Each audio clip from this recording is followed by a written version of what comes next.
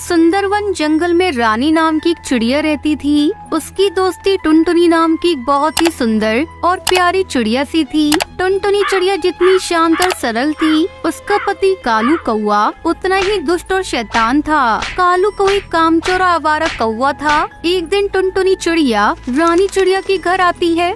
आओ बहन, मैं बस तुम्हारा ही इंतजार कर रही थी। बस मेरे पति टुन्नू चिड़ा भोजन लेकर आ जाए तो बच्चों को उनके पास छोड़कर मैं आपके साथ पानी लेने नदी पर चलती हूँ। आप कितनी खुश नसीब हो रानी बहन। आपके पति टुन्नू आपकी कितनी मदद करते हैं। आप दोनों को मिलजुल कर घर के काम करते देखती हूँ तो मुझे अपनी किस्मत पर रोना आता है। मेरे पति कालू कौआ तो मेरी किसी भी काम में मदद नहीं करते। ना तो वो भोजन लेने जाते हैं, ना ही पानी, यहाँ तक कि बच्चों की देखभाल भी नहीं करते। मैं तो बच्चों को अकेले ही घर पर छोड़ कर आई हूँ। हाय हाय टुनटुनी, करती क्या है पूरा दिन? क्या बताओ रानी बहन, बस यहाँ से वहाँ घूमते रहते हैं और भूख लगने पर घर आकर खाना खा लेते हैं और काम ही क्या है उनको। वो दोनों बात कर ही रही होती है कि तभी लूसी कबूतरी वहाँ आती है। नमस्ते जी, आप दोनों को लूसी की तरफ से। अच्छा हुआ टुनटुनी बहन जी, आप यहाँ ही मिल गई। आपको एक बात बतानी थी। जी बताइए, क्या बात है? तो आज का सवाल ये है, 6+6 कितने होते हैं? हमें कमेंट करके जरूर बताएं। भगवान झूठ न बुलवाए बहन जी, कल मैंने आपके पति कालू कौवे को चमेली कौवे के साथ देखा था। मुझे तो उनके हाव भाव कुछ ठीक नहीं लग रहे थे। आप सावधान रहना, बाद में न कहना कि लूसी ने बताया नहीं था। और तो और कल गोरी गोरैया भी बता रही थी कि कालू भाई साहब किसी कौवे के घर के पास मंडरा रहे थे। थोड़ी लगाम टाइट रखो भाई साहब की, उनके लक्षण ठीक नहीं है। टुनटुनी चिड़िया और रानी चिड़िया पानी लेने नदी के पास जाती हैं। दोनों पानी लेकर लौट रही होती हैं। तभी टुनटुनी चिड़िया को पेड़ के पीछे से कालू कौवे की आवाज सुनाई पड़ती है। टुनटुनी और रानी चिड़िया छुपकर उनकी बातें सुनती हैं। आखिर इतने दिनों तक तुम्हारे घोंसले के चक्कर लगाने के बाद आज तुम मुझसे अकेले में मिलने आ ही गई। हाय चंपा, तुम कितनी सुंदर हो। मैं तुमसे बहुत प्यार करता हूँ। अगर तुम तैयार हो जाओ तो मैं शादी करके तुम्हारे साथ घर बसाना चाहता हूँ। आज मैं आपके प्यार का भूत उतारने ही आई हूँ। शर्म नहीं आती आपको? मेरे पापा की उम्र की होकर आप ऐसी बातें कर रही हो। अगर फिर से मेरे घोंसले के पास दिखाई दिए तो मेरे पापा आएंगे बात करने, वो भी आपकी पत्नी टुनटुनी से, बुड्ढा कहीं का। इतना कहकर चंपा कौवे और कालू कौआ वहाँ से उड़ जाते हैं। इधर पेड़ के पीछे छुपकर कालू कौवे की बातें सुन टुनटुनी फूट फूट कर रोने लगती है।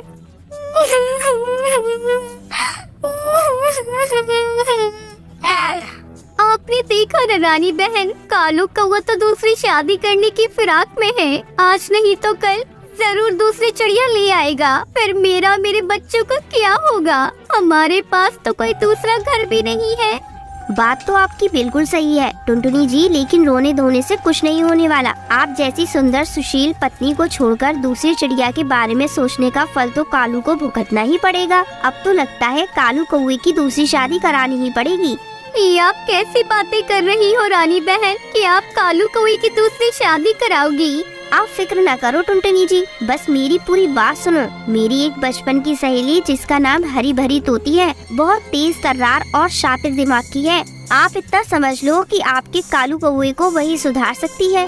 रानी चिड़िया टुनटुनी को पूरी योजना समझाती है। अगले दिन दोनों उड़कर हरी भरी तोती के घर पहुंच जाते हैं। वहां पर रानी चिड़िया हरी भरी को अपना पूरा प्लान बताती है। अगले दिन हरी तोती प्लान के अनुसार कालू कौवे के पास जाती है।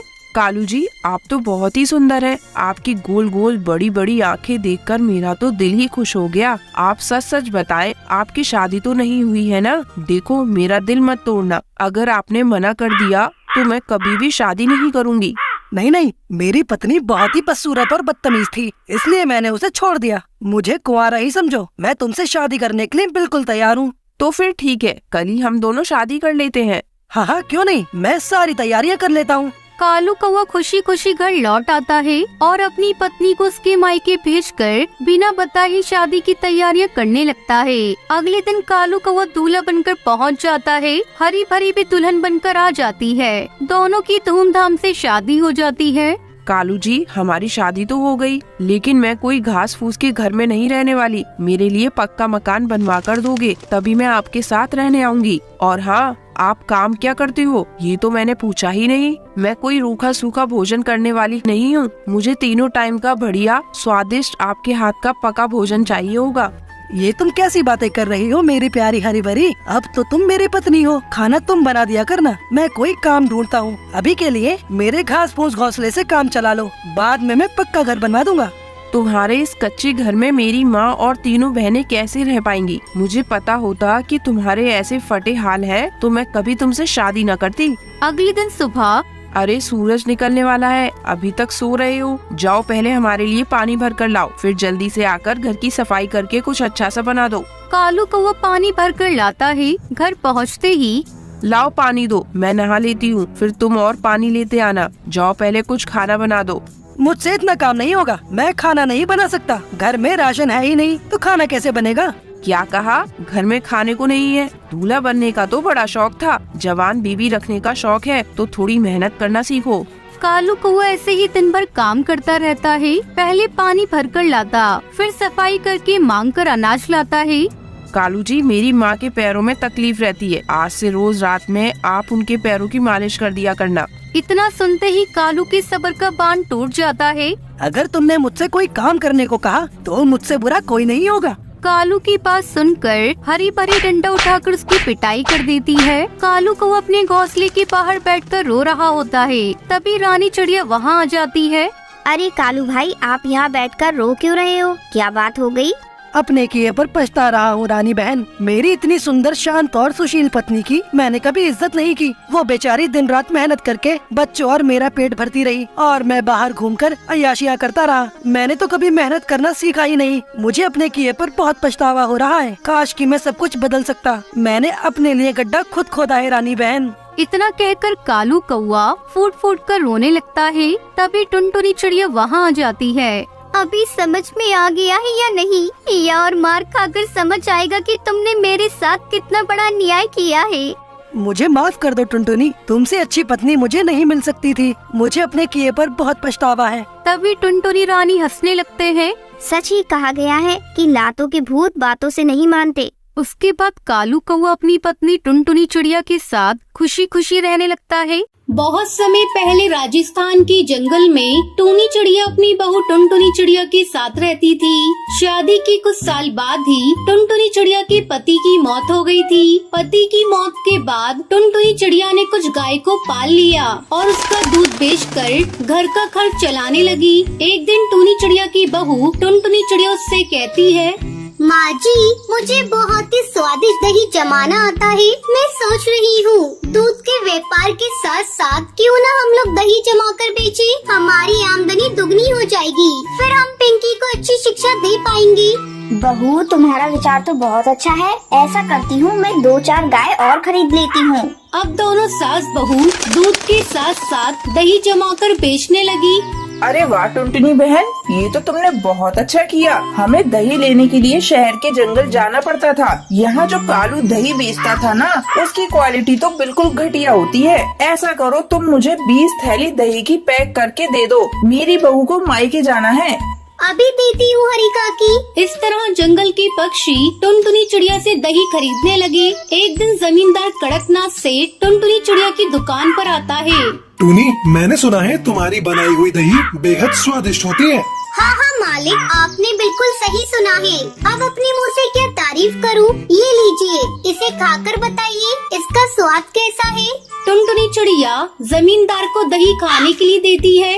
वाह वाह, इसका स्वाद बेहद लाजवाब है। बस मुझे ऐसी ही दही चाहिए। मेरे बेटे की शादी 2 दिन बाद है। मुझे दही बड़े बनवाने हैं, तो तुम मुझे 10 किलो दही दे देना। मिल जाएगा मालिक। ये सब देखकर कालू कौवा जल भुन जाता है। मैं इस टुनटुनी को नहीं छोड़ूंगा।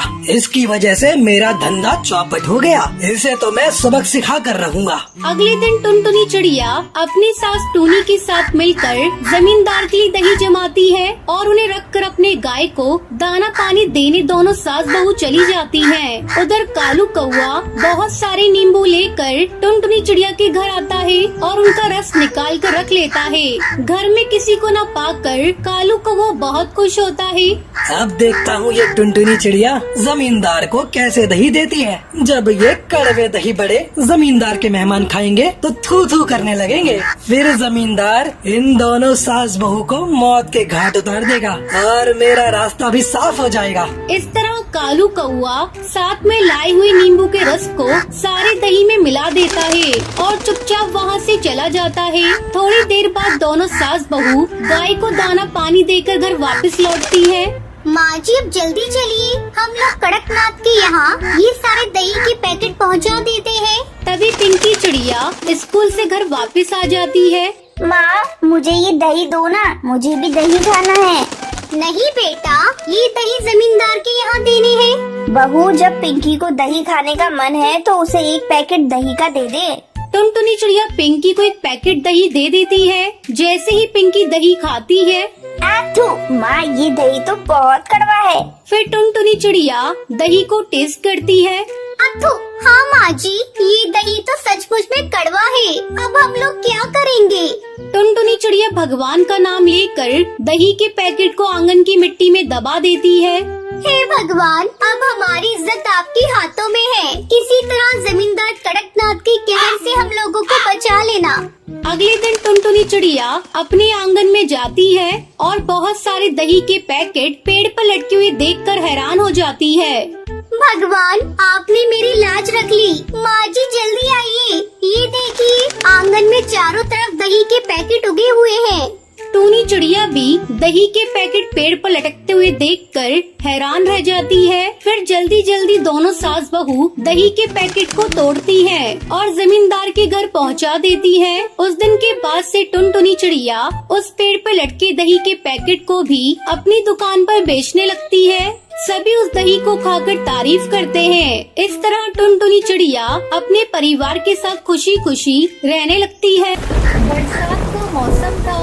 एक दिन बच्चों की टोली में सबसे बदमाश कालू कौआ सारे पक्षी बच्चों से कहता है, अरे जब से छुट्टियाँ हुई हैं, रोज हम लोग वही जामुन और शहतूत के फल खाया करते हैं। तुम सब अगर तैयार हो तो आज मैं तुम लोगों को एक बड़ा सा आम का पेड़ दिखाता हूँ। वहाँ चलकर हम लोग जी भर के आम खाएंगे। अरे तुम्हें कहाँ मिल गया ये आम का पेड़? हमारे जंगल में तो ऐसा कोई पेड़ नहीं है जहाँ पर जाकर हम मुफ्त में आम खा सके।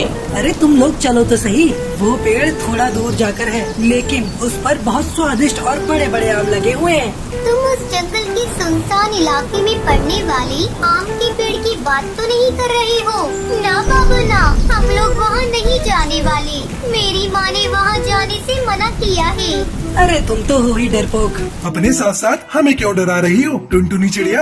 अरे तुम्हें नहीं चलना तो मत चलो, तुम यहाँ रहो और ये जामुन खाओ। हम तो उस पेड़ पर आम खाने जा रहे हैं। सारे पक्षी कालू की बात से सहमत हो जाते हैं और सुनसान स्थान पर लगे हुए उस आम के पेड़ पर आम खाने चले जाते हैं। अरे वाह कालू, तुम तो सच कहते थे। इस पेड़ पर तो बहुत सारे आम लगे हैं। अब हम लोग रोज यहाँ पर आम खाने आया करेंगे। पक्षियों की बात सुनकर उस पेड़ पर रहने वाले जादूगर की नींद टूट जाती है। अरे वाह, पक्षियों के बच्चों की आवाज। मेरे आम के पेड़ पर फल खाने की कीमत अब इन बच्चों को अपनी जान देकर चुकानी पड़ेगी। आज तो इन बच्चों को खाकर मैं अपनी बरसों की भूख मिटा लूंगा। अब इन बच्चों में से मैं किसी को भी नहीं छोड़ूंगा। दुष्ट जादूगर पक्षियों के बच्चों पर हमला करने ही वाला होता है कि तभी हरिया काका वहाँ से गुजरते हैं। अरे बच्चों, तुम लोग इस पेड़ पर बैठकर क्या कर रहे हो? क्या तुम्हारे माता पिता ने तुम्हें नहीं बताया कि इस पेड़ से आम खाना मना है? चलो जाओ यहाँ से। हरिया काका को वहाँ देखकर सारे पक्षी बच्चे डर जाते हैं और तुरंत वहाँ से उड़ जाते हैं। ये कैसे हो सकता है? मेरे इतने करीब आकर मेरा शिकार मेरे हाथों से निकल गया। इन बच्चों की महक मेरी भूख को और भी बढ़ा रही है। अब मैं इन बच्चों को खाए बिना नहीं रह सकता। कोई उपाय तो ढूंढना ही होगा। इसके बाद दुष्ट जादूगर बच्चों को शिकार करने के लिए एक उपाय सोचता है। अगले दिन जादूगर एक साधारण कौवे का भेष बदलकर जंगल में आम बेचने आता है। आम ले लो आम, ताजे ताजे आम, मीठे रसीले आम। मेरे आम इतने ताजे और रस भरे हैं कि जो इन्हें एक बार खाता है वो दोबारा खाए बिना रह नहीं पाता। आम बेचने वाले कौवे की आवाज सुनकर सबसे पहले बंटी कबूतर बाहर निकलता है। अरे आम बेचने वाले, तुम्हारे आम तो वाकई बहुत बड़े और रसीले लग रहे हैं। ऐसा लगता है जैसे तुम उसी पेड़ से तोड़कर ये पीले आम लाए हो। बंटी कबूतर उस जादूगर की बातों में आ जाता है और जैसे ही वो उस आम को खाता है वो जादूगर के वश में आ जाता है। एक शिकार का इंतजाम तो हो गया, बाकी के शिकार को और ढूंढना है। मैं किसी को भी नहीं छोड़ूंगा, तुम सबको चुन चुन के अपने आम के पेड़ पर ले जाऊंगा। इसके बाद बंटी कबूतर सम्मोहित होकर खुद ही उस आम के पेड़ के पास जाने लगता है। थोड़ी दूर जाने पर इससे पहले कि कोई और पक्षी मुझे देखे, जल्दी जल्दी उन बच्चों को ये आम खिला देता हूँ और पकड़कर अपने पेड़ पर ले जाता हूँ। तभी जादूगर को टुनटुनी चिड़िया अपने घर के बाहर खेलती हुई दिखाई पड़ती है। अरे आओ आओ छोटी चिड़िया, तुम्हें भी आम बहुत पसंद है ना? लो मेरे आम खाकर देखो। नहीं नहीं, मेरे पास आम खरीदने के लिए पैसे नहीं है। मुझे तुम्हारे आम नहीं चाहिए। तुम्हारे जैसे छोटे छोटे बच्चों को मैं मुफ्त में आम देता हूँ, मैं तुमसे पैसे नहीं लूंगा। आओ मेरे पास आम देखो कैसा है। नहीं, मैंने कहा ना मुझे आम नहीं चाहिए। मेरी माँ ने अजनबी पक्षियों से कुछ भी लेने को मना किया है। बड़ी जिद्दी है ये चिड़िया, लगता है ऐसे नहीं मानेगी। इतना कहकर वो अपने जादूगर रूप में आ जाता है। मैंने कहा ना, जल्दी से आम खा ले, खा जल्दी से, जल्दी खा। जादूगर जबरदस्ती टुनटुनी चिड़िया के मुंह में आम का टुकड़ा डाल देता है, जिसके बाद वो भी सम्मोहित होकर वहाँ से आम के पेड़ की ओर उड़ जाती है। इसी तरह वो दुष्ट जादूगर बारी बारी से जंगल के सभी पक्षियों को वश में करके अपने आम के पेड़ पर ले जाता है। कुछ देर बाद जंगल में अपने बच्चों को गायब पाकर सारे पक्षी रोने लगते हैं। अरे देखो पक्षियों, एक साथ इतने सारे बच्चों के गायब होने के पीछे जरूर कोई बड़ी वजह है। आज दोपहर को मैंने एक आम बेचने वाले को देखा भी था, जो बच्चों को मुफ्त में आम बांट रहा था। अब मुझे लगता है उस आम बेचने वाले जादूगर के आने के बाद से ही बच्चे गायब हुए हैं। हे भगवान, कहीं वही आम के पेड़ पर रहने वाला दुष्ट जादूगर ही तो हम सभी के बच्चे को नहीं ले गया। इसके बाद सभी पक्षी उस आम के पेड़ के पास पहुंचते हैं, जहां पर आम की जगह उनके बच्चे पेड़ पर लटके हुए दिखाई पड़ते हैं। सभी पक्षी अपने बच्चों के ऐसी हालत में देखकर रोने लगते हैं। अगर अपनी जान प्यारी है तो सब के सब चले जाओ, वरना तुम्हारे बच्चों के साथ साथ आज तुम लोग भी मारे जाओगे। देख, इन मासूम बच्चों को जाने दे और इस जंगल को छोड़कर चला जा, नहीं तो आज मैं तुझे नहीं छोड़ने वाला। अगर तू मुझे कैद करेगा तो तू भी मारा जाएगा। चला जा यहाँ से, ये बच्चे मेरे शिकार हैं। जादूगर की बात सुनकर हरिया काका एक लाल रंग का धागा पेड़ पर बांध देते हैं। इससे जादूगर चीखने लगता है। अरे अंकल, इन जादूगर अंकल को मत मारिए, ये तो बहुत अच्छे अंकल हैं। इन्होंने हमें मीठे मीठे आम भी खिलाए। बच्चों की मासूम बात सुनकर जादूगर को अपने किए पर बहुत पछतावा होता है और वो माफी मांगकर सभी पक्षी बच्चों को आजाद कर देता है। सभी बच्चे भी और सभी पक्षी जादूगर को धन्यवाद करते हैं और वहाँ से चले जाते हैं और खुशी खुशी रहने लगते हैं।